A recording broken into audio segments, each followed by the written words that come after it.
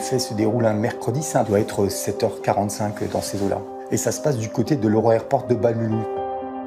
C'est un collègue de travail qui prend son poste de travail à peu près un petit peu avant 8h, qui tombe sur le corps de Jean qui gît au 11e étage de cette tour de contrôle. Ce contrôleur aérien a été effectivement attaqué, agressé de façon extrêmement importante et sauvage. Quasiment 11 coups de couteau qui lui ont été portés.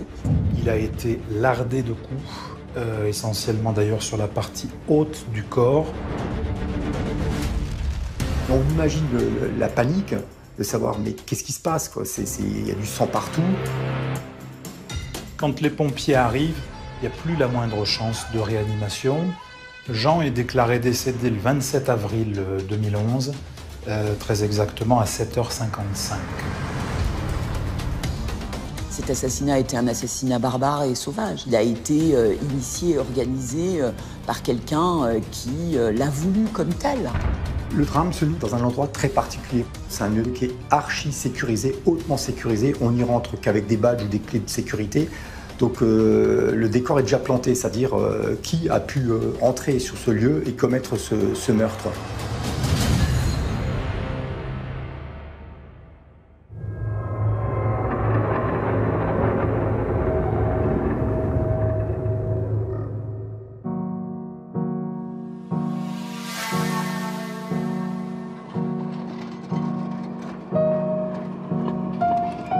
Nous sommes dans la banlieue de Mulhouse. C'est ici que vit Jean avec sa femme Nelly.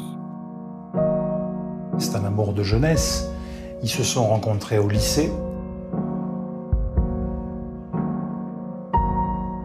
Ils ne se sont jamais quittés et ils vont développer un amour vraiment fusionnel. Ils vont faire en sorte de n'être jamais séparés et toute leur vie va donc se créer l'un avec l'autre.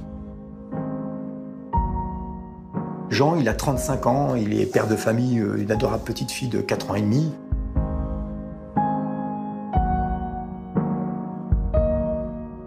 Un personnage qui a une vie tout à fait équilibrée, épanouie. Leur fille est née en 2006. Le couple, évidemment, est ravi de l'avoir. On saura par la suite qu'il tente aussi d'en avoir un deuxième. Jean se comporte comme un mari et comme un papa totalement modèle. C'est quelqu'un qui est doux et surtout quelqu'un qui n'aime pas le conflit. Au contraire, c'est quelqu'un de très attentionné, très attentif aux autres. Depuis 12 ans, Jean exerce le métier de contrôleur aérien à l'aéroport de Mulhouse.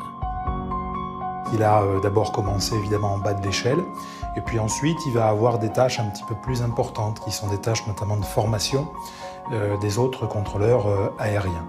Et pour le reste, sur le terrain professionnel, c'est quelqu'un de parfaitement carré. Un contrôleur aérien, et ce sont eux qui, en quelque sorte, guident les avions, sont en mesure, par les manipulations qu'ils font, d'organiser le transit et le trafic aérien. Donc ce sont des gens qui sont soumis tout de même à une forte pression.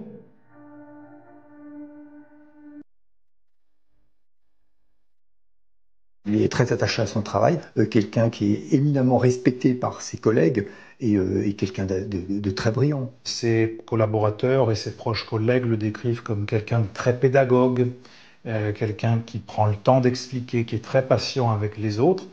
Donc c'est quelqu'un qui, bien sûr, va servir de modèle à tous ses collègues et à tout son entourage professionnel. Ainsi, le 27 avril 2011, comme chaque matin, Jean se rend à l'aéroport international de Mulhouse.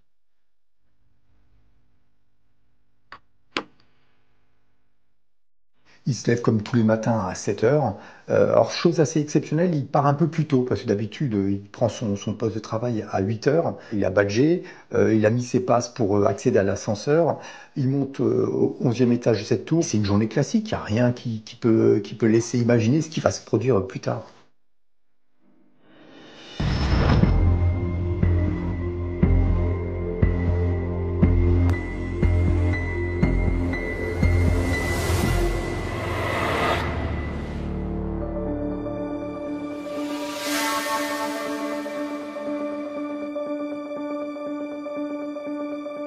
Au 11e étage de la tour de contrôle, c'est l'effroi, après la découverte du corps de Jean.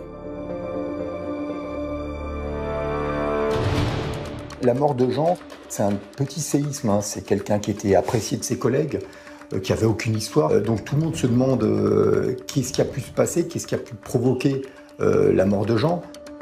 En plus, le lieu est aussi très symbolique, hein. C'est un lieu de circulation des avions. C'est une tour de contrôle. On sait que la tour de contrôle, c'est le lieu névralgique des arrivées et des départs d'avions.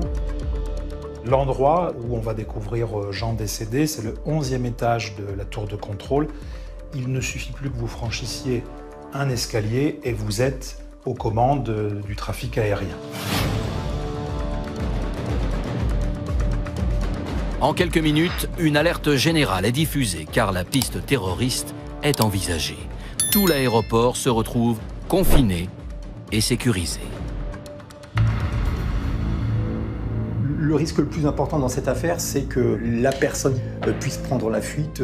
Donc en fait, on essaie de très rapidement fermer toutes les portes. Tout va aller extrêmement vite puisqu'une demi-heure à peine après les faits, la police judiciaire est déjà sur place. Et ils vont faire un certain nombre de constatations qui, par la suite, vont témoigner peut-être de l'existence d'une volonté plus large. On va découvrir une veste qui contient une somme d'argent en espèces, et puis on va découvrir aussi ce qui constitue en réalité l'étui contenant vraisemblablement l'arme du crime.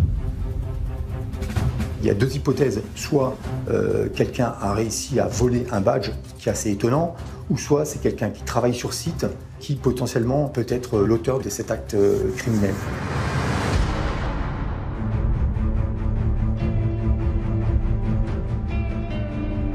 Après la découverte du corps de Jean au 11e étage de la tour de contrôle, la police scientifique est dépêchée sur place.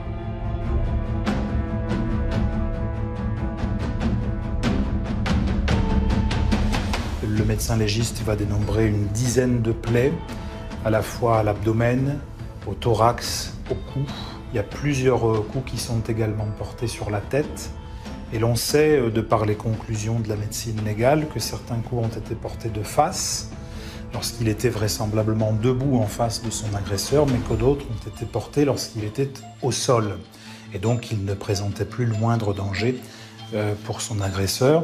Les constatations médicales qui sont faites sur le corps, ça va être le terme employé par le médecin, témoigne d'un réel acharnement de l'auteur sur la personne de Jean. Les modalités du crime sont en faveur d'un trouble psychique grave.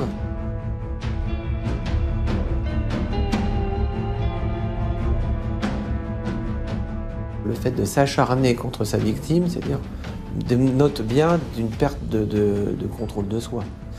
On peut penser qu'au moment où il commet l'acte, l'individu est dans son monde.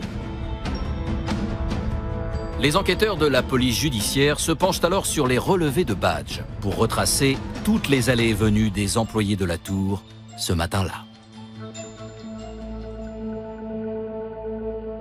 C'est un endroit extrêmement sécurisé. Vous ne pouvez pas y accéder si vous ne disposez pas et d'un badge et d'une clé. Très rapidement, on sait qui a badgé, à quelle heure il a badgé, à quelle heure il a débadgé. Effectivement, le badge de la victime est repéré, mais surtout, on identifie une autre personne qui a badgé.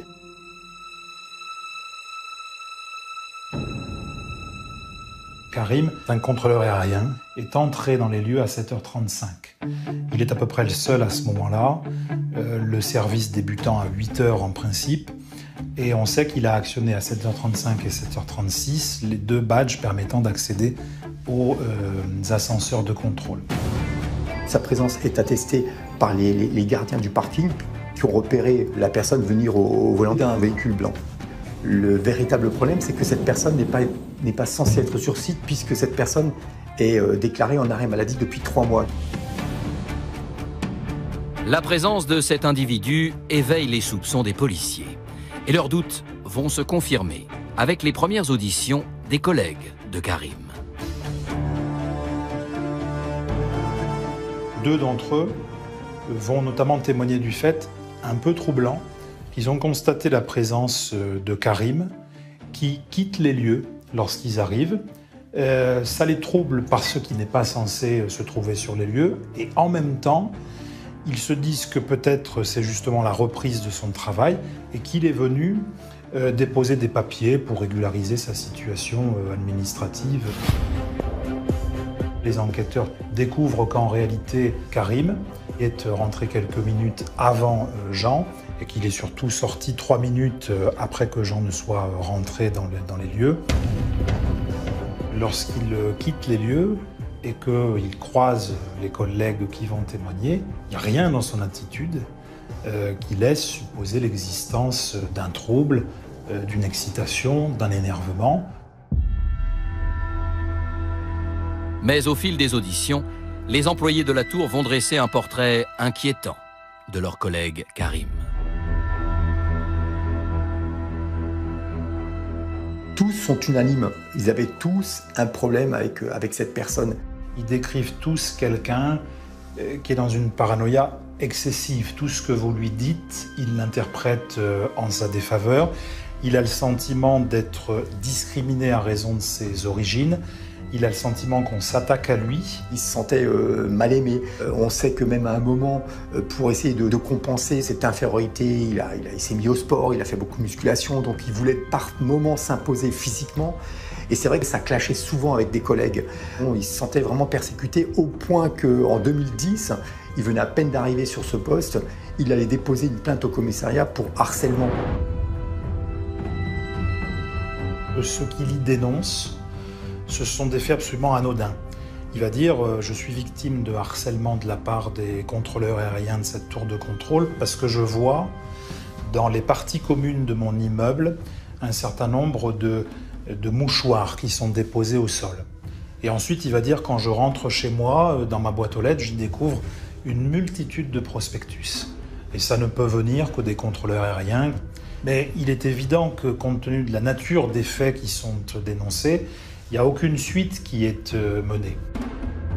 Petit à petit, il y a cette réaction de sa part qui consiste à se refermer et plus encore à mettre en œuvre un système de réponse et d'attaque vis-à-vis de ça. Il souffre de troubles psychologiques graves, de type paranoïaque. Et chez lui, tout est interprété de façon quasiment délirante et ça dérive au niveau relationnel. Depuis le mois de janvier 2011, c'est-à-dire près de 3 mois avant les faits, il est très régulièrement suivi par un médecin.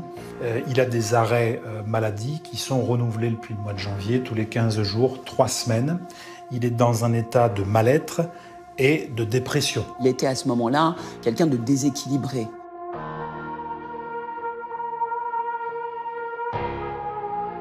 C'est la raison d'ailleurs pour laquelle il était en arrêt. Il ne travaillait plus effectivement au sein de l'aéroport. Au vu de ces informations, Karim apparaît comme le principal suspect. Un dispositif de recherche est mis en place et les policiers planquent à son domicile.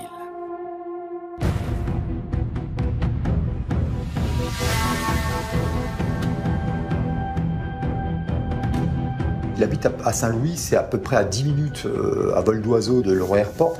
Tout de suite, une équipe de la PJ plus la BRI se mettent en position d'attente. C'est-à-dire on a l'espoir, le secret espoir qu'il repasse peut-être par son appartement pour chercher des affaires. Mais cette planque, elle est infructueuse. Et donc, on prend la décision à 18 h d'entrer dans son domicile et de le perquisitionner. C'est le choc. On rentre dans une ambiance ésotérique, parce que quand on rentre dedans, on trouve des choses assez bizarres. On trouve une statue de Bouddha avec un crucifix accroché mais à l'envers. Le logement est assez insalubre. Il y a un sol qui est jonché de papier, à peu près 5 cm d'épaisseur de papier au sol. Les volets sont fermés, c'est un petit F2. Il n'y a pas grand-chose à part ce capharnaüm. Il faut imaginer, c'est comme si on avait mis l'appartement sans dessus-dessous. Et puis, détail important, on retrouve des cartes du Joker. C'est un personnage qu'il affectionne tout particulièrement. Les enquêteurs vont alors éplucher un à un les centaines de documents éparpillés dans le domicile de Karim. On commence à regarder ce qu'on trouve comme documents. C'est des notes manuscrites. Il parle de Ben Laden, il parle à Dieu, il se met en relation, lui, il se met en scène avec Dieu, en se posant des questions sur la fin du monde, sur le grand complot. En fait, ça part dans tous les sens. Et puis on va découvrir ce qui constitue manifestement l'œuvre de Karim. C'est un manuscrit qui fait très précisément 354 pages. Et puis on va tout simplement découvrir dans cet écrit notamment qu'il revendique ce qui s'est passé à la tour de contrôle, puisqu'il y a dans certains écrits l'explication selon laquelle ce qui s'est passé à la tour de contrôle de Bal-Mulhouse était inévitable. Et chose encore plus étonnante, c'est que dans ce fatras de feuilles qu'on retrouve, on retrouve la liste de tous ses collègues. Et Karim aurait menacé tous les autres contrôleurs aériens.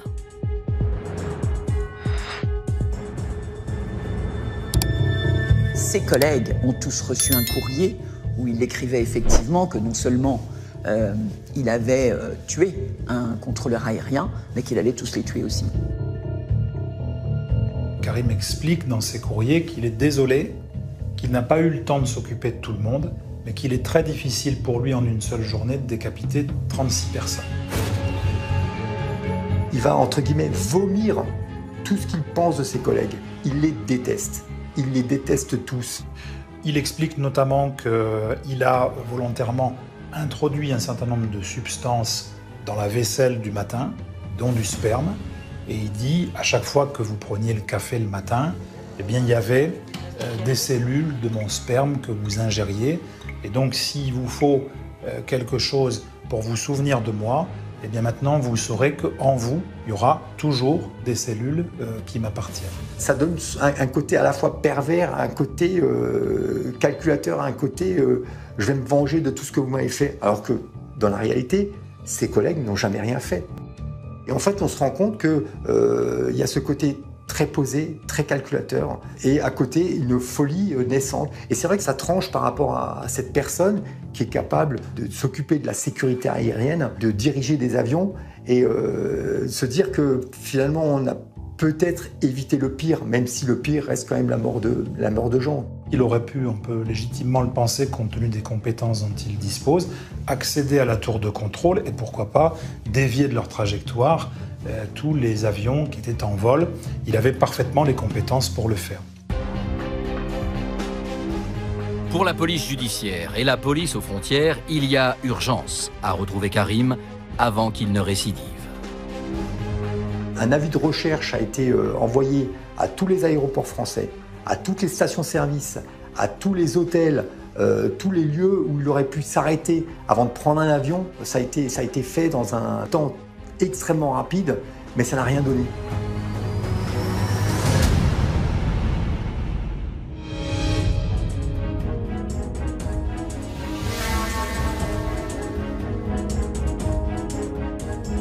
Dans les bureaux de la police judiciaire, les enquêteurs de Mulhouse poursuivent leurs investigations sur Karim. On découvre aussi un certain nombre de choses qui démontrent aux enquêteurs qu'il a parfaitement prémédité son geste. D'abord, il a acheté une voiture sous un faux nom. Évidemment, ce véhicule qu'il achète en espèces est destiné à faciliter sa fuite. On sait par ailleurs qu'il en avait loué un autre qui va lui permettre de quitter les lieux de l'aéroport.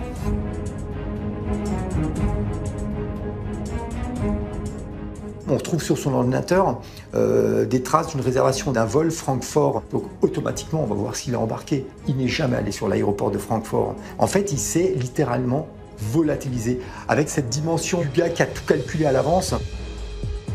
Lorsque les fonctionnaires de police vont vouloir faire la téléphonie, ils vont découvrir qu'il a mis un téléphone portable avec une activation de sa géolocalisation dans un colis postal qu'il a donc envoyé en Suisse. Ce qui, dans un premier temps, va donc conduire les enquêteurs sur une fausse piste. On veut ridiculiser la police, quoi.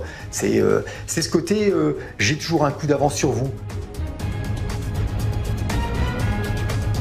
Et on s'est rendu compte également qu'il a vidé absolument tous ses comptes, qu'il a vendu tout ce qu'il pouvait vendre.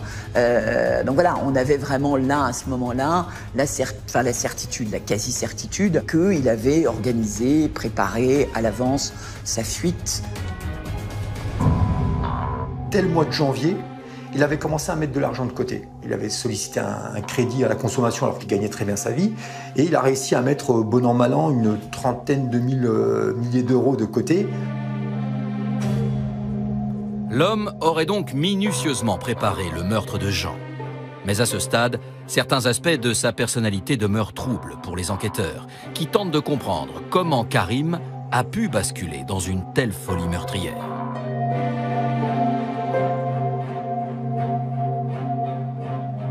On va se rendre compte qu'il a un parcours exceptionnel. Il a fait des études brillantes, maths sup, maths spé. Karim, en fait, a débuté sa formation en 99 à l'École nationale de l'aviation civile. Il a suivi ensuite un parcours un petit peu plus étayé que celui de Jean, c'est-à-dire qu'il va se retrouver dans différents centres, mais il va arriver en réalité à Bâle-Mulhouse dans le courant de l'année 2010, c'est-à-dire à peu près 6-8 mois avant les faits. Le fait qu'il se trouve à ce poste de contrôleur aérien, c'était quelque chose de quasiment dans la suite logique de son cursus, de son parcours, des cours du soir, de ses études, de son investissement dans ce cursus. C'est quelqu'un qui était à sa place. Une capacité d'analyse, de mémorisation qui explique tout à fait qu'il ait pu faire des études assez brillantes et avoir un métier à haute responsabilité. Alors, vu ce qui s'est passé après, c'est sûr qu'on peut s'interroger comment en est-il arrivé à avoir autant de responsabilités alors qu'il a ensuite fait tellement de mal. Lorsqu'on va refaire des recherches sur son dossier administratif, on va d'ailleurs constater qu'avant l'arrivée à Bâle-Mulhouse, il y avait déjà des signes précurseurs qui étaient connus de la direction de l'aviation civile et qui laissaient entendre que c'était quelqu'un qu'il fallait surveiller. Les troubles dont il souffre, à l'évidence, vont s'accentuer à partir du moment où il arrive à Bâle-Mulhouse. En poursuivant leur enquête, les policiers s'intéressent également à l'entourage de Karim. Il n'est pas totalement isolé, on sait qu'il a sa petite amie qui était là la veille encore avec lui. C'est une jeune femme qui a le même âge que lui, qui fait des études de psychologie. C'est pas neutre, puisque elle va quand même l'aider. Elle va raconter qu'effectivement, quand elle l'a connu, c'était quelqu'un d'assez jovial, d'assez ouvert. Et elle va raconter qu'au fur et à mesure que les mois vont passer, c'est quelqu'un qui va se renfermer et elle va le pousser même à aller voir une psychologue. Mais elle essaie de discuter, de garder le lien avec, mais elle dit que les relations étaient devenues très compliquées. Les enquêteurs tentent d'en apprendre plus sur la personnalité de l'individu afin de le cerner. On va retracer son parcours familial et en fait il a vécu un véritable drame. Son père est mort dans ses bras et à partir de ce moment-là, son comportement a littéralement changé. Il ne viendra même pas au mariage de sa sœur, il a cassé ce lien avec sa famille. Il y a eu un avant et après le décès de son père. Avant cet événement-là, il n'y a pas dans sa situation d'éléments ou d'événements qui soient annonciateurs de troubles psychologiques. Jusqu'à ce qu'on arrive à Bâle en 2010 et que véritablement là, il en vienne même à se créer un personnage. On va se rendre compte qu'il était dans un univers à lui et qu'il avait un peu dévissé par rapport à la réalité. Et c'est vrai que quand on s'intéresse à son portrait, c'est un peu cette image du Joker, ce côté totalement fou, capable de commettre l'irréparable, puisque c'est ce qu'il a fait, commettre l'irréparable et disparaître.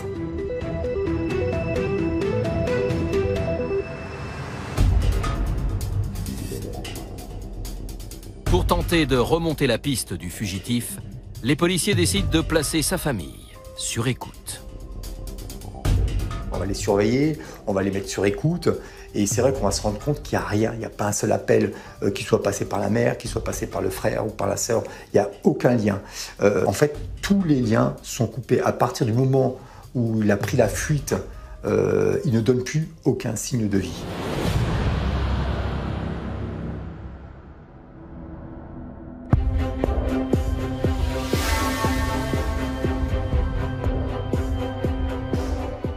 Pendant plusieurs longues semaines, l'assassin de Jean reste introuvable.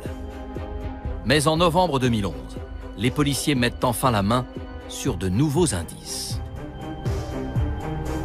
On retrouve cette voiture abandonnée sur le parking d'une grande surface, près de Lyon. On va faire des découvertes très intéressantes dans la voiture. On va retrouver le couteau, c'est une sorte de machette artisanale avec des traces de sang. On va identifier effectivement l'ADN de Jean. On va trouver d'autres éléments qu'il a achetés au cours de sa fuite, un sac à dos, des boussoles, des cartes de toute l'Europe. On va retrouver une clé USB encore avec des photos de lui. On va trouver également une crème dépilatoire, des rasoirs. Donc on imagine qu'il va se faire un nouveau look. Donc tout est calculé depuis le début. Cette fuite a été organisée, orchestrée par une seule personne, lui. Et c'est lui qui garde le contrôle. Depuis le début, il garde le contrôle. Mais Karim, lui, demeure introuvable. Un mandat d'arrêt européen puis international sont alors lancés à son encontre. Il est suspecté mais reste présumé innocent. On a effectivement pris un mandat d'arrêt international et transmis tous les éléments de manière à ce que dans le monde entier, il puisse être recherché. S'il passe les frontières, il puisse y avoir ce criblage qui soit fait et qu'on puisse éventuellement l'interpeller et prévenir bien entendu les autorités françaises à ce moment-là. Pendant plusieurs années, les avis de recherche et les différents mandats vont être renouvelés. C'est chercher une aiguille dans une meule de foin. Enfin, le monde est immense et notre mandat d'arrêt international est tout petit à côté. Hein. Et c'est vrai qu'il y aura un tournant en 2016 puisque Europol va le glisser sur la liste des personnes les plus recherchées dans le monde. Il fait l'objet d'une notice rouge auprès d'Interpol.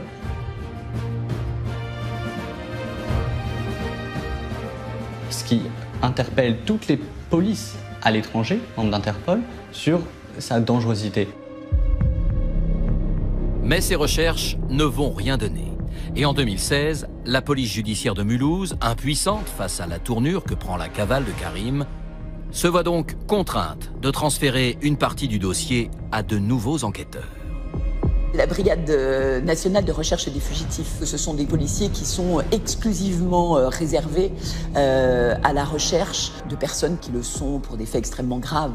Hein, je veux dire, je sais qu'ils ont en portefeuille, si on peut parler ainsi, la recherche de Dupont de Ligonnès. Voilà, mais c'est une police qui est dédiée à ça. Donc qui connaît toutes les arcanes de l'international et qui sait parfaitement comment être la plus efficace dans cette recherche-là au niveau international.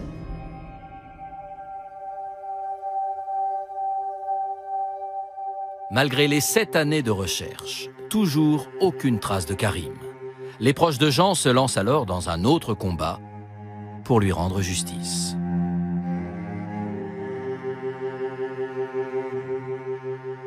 Moi, j'ai mené à leur côté une étape qui, je pense, était très importante pour la mémoire de Jean et pour la reconstruction de cette famille. C'est la mise en cause de la responsabilité de la direction de l'aviation civile, de la DGAC. Ce qui va être reproché, c'est qu'en dépit de cette situation parfaitement connue de tout le monde, on laisse à disposition un certain nombre d'outils à Karim qui lui permettent d'accéder librement, notamment à la tour de contrôle. C'est la question centrale. Comment cette personne qui s'est mise hors du système pendant quelques mois, parce qu'elle souffre de problèmes, peut continuer à avoir accès à son travail. Après 3 ans de procédure, les proches de Jean ont obtenu gain de cause au tribunal administratif de Strasbourg. La justice a dit, effectivement, la DGAC a fait preuve de graves manquements à la sécurité. Et ces graves manquements ont eu pour conséquence la mort de Jean. Et donc l'État a été condamné à payer. C'est une petite victoire, mais cette petite victoire ne ramènera jamais Jean. Et c'est ça qui l'attriste le plus encore aujourd'hui. 2 années s'écoulent sans que les autorités ne parviennent à localiser Karim. Jusqu'à ce qu'en 2018, Europol soit contacté.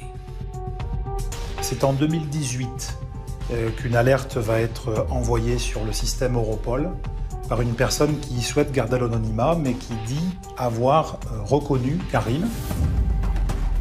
Et ce qui donne comme explication, c'est que Karim est tout simplement en train de poster sa photo sur un site de rencontre. On sait qu'il est intervenu sur des réseaux sociaux à Hong Kong. Donc ça aussi, ça a fait l'objet d'investigations et de recherches. les autorités françaises vont demander aux autorités hongkongaises un certain nombre d'informations, un certain nombre de recoupements. Et là, on va découvrir ce qu'on ignorait totalement.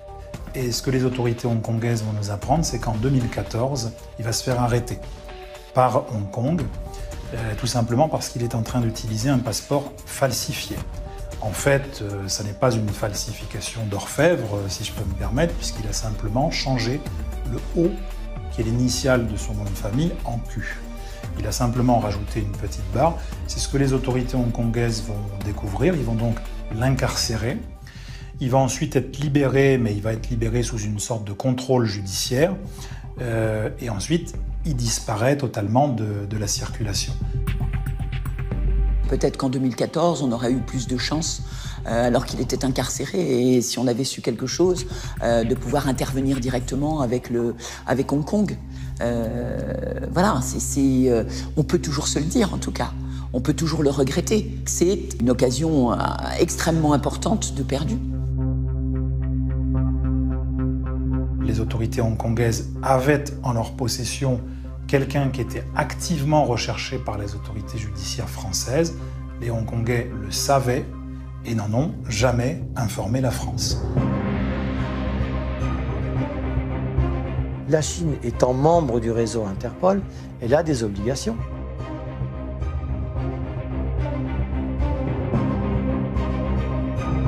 Quand il y a un signalement donné par Interpol à l'étranger, et donc en ce qui nous concerne, la Chine et Hong Kong, la Chine est tenue d'y répondre. Si elle ne le fait pas, elle est répréhensible sur le plan international, sur le plan juridique international auprès d'Interpol. Mais je vais vous dire franchement, le régime chinois s'en fiche, comme de l'an 40.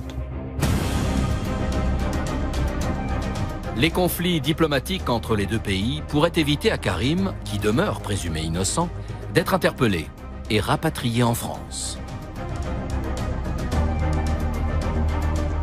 Rester à Hong Kong est un choix judicieux, puisqu'il ne s'expose pas à être arrêté à Hong Kong pour y être jugé, puisqu'il est soupçonné d'avoir commis un meurtre sur un Français en France et qu'il est de nationalité française. Donc il ne tombe pas sous le coup de la loi pénale hongkongaise. Et il ne risque pas non plus d'être arrêté pour être extradé vers la France, puisque Hong Kong n'extrade pas vers la France depuis 2012. Le mandat d'arrêt international peut permettre effectivement son interpellation parce qu'il est recherché pour un assassinat, donc c'est pas rien. Mais malheureusement, il faut pour ça que les autorités du pays où se trouve cet auteur présumé soient coopérants. À force d'acharnement juridique, les policiers français parviennent tout de même à obtenir quelques informations sur Karim. Karim est arrivé dans ce pays non pas plusieurs mois ou plusieurs années après le décès, comme on pouvait le penser, mais qui va être en réalité identifié arrivant à Hong Kong dès le 17 mai 2011, c'est-à-dire qu'il est en réalité à Hong Kong 3 semaines après le décès de Jean. Il était extrêmement facile pour lui d'arriver à Hong Kong, de passer la frontière à l'aéroport ou même par bateau, et ensuite de se fondre dans la population locale, même s'il est étranger, personne ne pouvait s'intéresser vraiment à lui. Donc il pouvait y séjourner longtemps. Un ressortissant français peut rester à Hong Kong 90 jours sans visa, et de la même manière à Macao. Et une stratégie pour prolonger un séjour à Hong Kong et Macao et faire des allers-retours entre ces deux territoires, puisque chaque départ remet à zéro le décompte de 90 jours. Il avait, je pense, nécessairement réfléchi à la question des visas. C'était quelqu'un de très intelligent, qui a utilisé cette intelligence à des fins terribles, qui ont été celles d'organiser d'abord l'assassinat, puis ensuite la terreur, et enfin la fuite dans un pays où, j'en suis persuadée, il savait en effet qu'on ne viendrait pas les chercher. Exaspérée par la situation, en 2021, Nelly, l'épouse de Jean, décide de s'adresser directement au président de la République.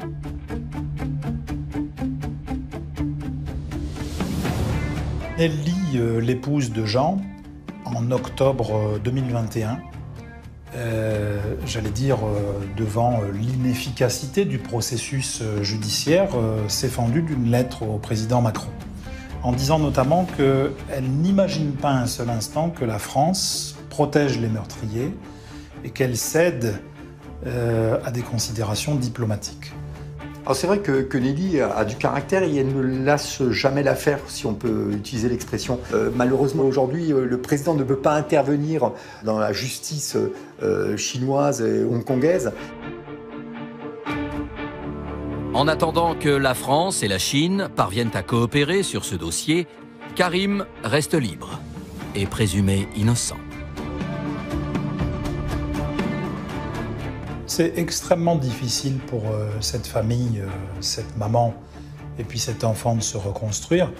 D'abord, il faut dire que pendant très longtemps, et ce sentiment n'a pas totalement disparu, elle vivait dans la peur. Tout simplement que Karim puisse un jour revenir et pourquoi pas mettre ses menaces à exécution. Donc bien sûr que cette peur-là participe de toute la difficulté qu'il y a à se reconstruire. Ensuite, il y a les étapes de la procédure. Aujourd'hui, on sait où il est. C'est très important. Les autorités hongkongaises connaissent son domicile. Il a été identifié à 100%. On a cette paralysie qui fait que il continue à évoluer en toute liberté dans ce pays-là, alors qu'il est activement recherché depuis toutes ces années-là par son pays d'origine pour des faits extrêmement graves. Le mandat d'arrêt de Karim est toujours publié sur les différents sites d'avis de recherche, car il reste l'un des fugitifs les plus recherchés au monde. Alors, le fait qu'on ait pu retrouver la trace de Karim vivant une vie classique ne signifie pas que les troubles psychologiques graves de type paranoïaque aient disparu. Le fait d'avoir refait une deuxième vie ne signifie pas que tout est terminé, qu'il n'y a pas de risque.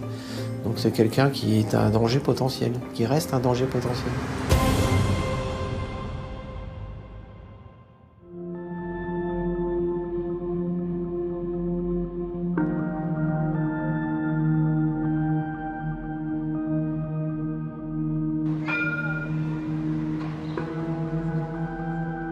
Ans après le meurtre de Jean, le dossier est toujours en cours à l'instruction et un procès pourrait s'ouvrir malgré l'absence de Karim.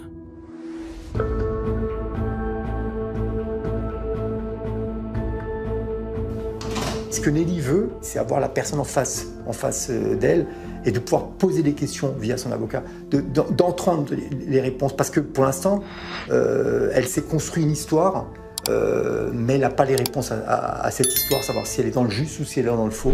Et pourquoi Jean est mort ce jour-là. La famille de Jean espère qu'une condamnation par contumace de Karim, c'est-à-dire en son absence, pourrait pousser les autorités chinoises à coopérer. Il y a forcément un espoir parce que les juges qui sont interrogés, la procureure qui est interrogée, veulent toujours continuer d'y croire. Et moi, j'y crois tout autant parce qu'en tout cas, tout est mis en œuvre pour que ce soit un jour le cas. Il y a beaucoup d'énergie qui est dépensée. Et moi, je pense qu'il y a effectivement toujours un espoir pour qu'un jour il soit rapatrié en France et jugé pour ce qu'il a fait. Je ne pense pas qu'on puisse se relever d'un tel drame. C'est impossible, on ne peut pas effacer des années de bonheur. Et c'est vrai que même si les années sont passées, ça fait plus de 11 ans aujourd'hui, Nelly a reconstruit sa vie sans oublier Jean. Elle dit « je pense à lui, je le vois. Je vois son sourire, je vois mon mari, je vois le père de mon enfant. » C'est ce qu'elle veut garder, ce lien fort et triste à la fois. Mais la vie continue. Malheureusement, la vie doit continuer.